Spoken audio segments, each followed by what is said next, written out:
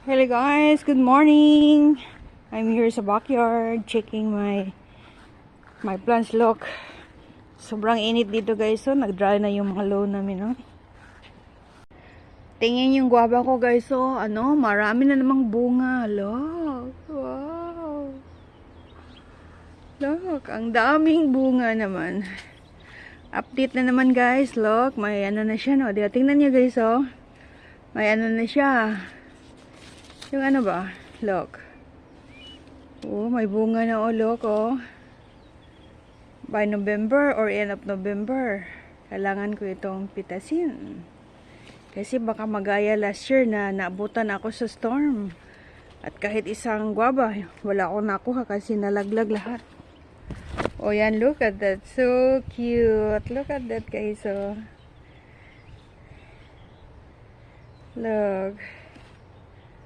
Ang dami. Look at that. There's more. Look. Yan, oh. Yan ang. Oh, marami naman, oh. Look at it. Look, guys. Oh my God. Sa taas, oh. Ang dami doon sa sa taas. Paano ko yan i-zoom? Hindi ko na lang yan i-zoom. Basta ang dami, guys, oh. Sobrang dami. Siguro more than 300 ito or more pa sa 300.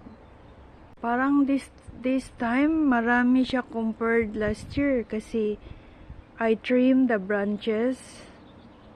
Yun. Tsaka dito, oh, ang dami. Look. Cute, no? Ayan sa itaas ang dami.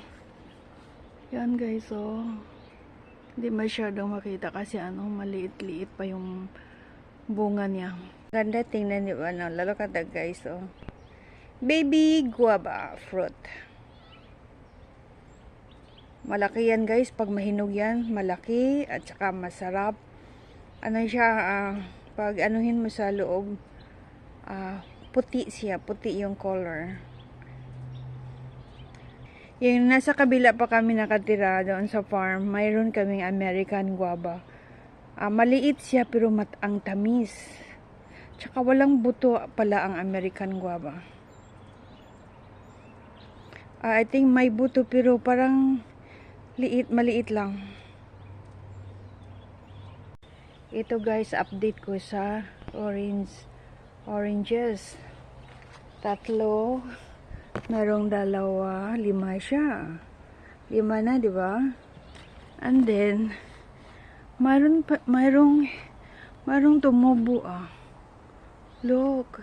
1, 2, 3, 4, 5. Mayroong 7 na baby, Bago pa lang ito, Tsaka mayroon pa, Oh, mayroon pa. Nag-start pa ng flower. So, tingnan nyo guys, bago ito guys, bagong baby fruit. Marami naman, At least this year, may bunga. This year pa lang ito ng bunga ng ganito, There's another one guys, It's 7 in the morning here. Nag-vlog ako sa labas kasi mamaya marami ng bees.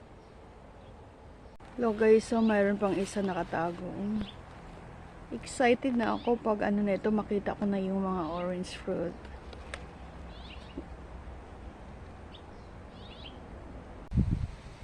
Shout out to all members, super chatters, and supportive friends. Thank you for the love and support. Have a good day guys. See you around.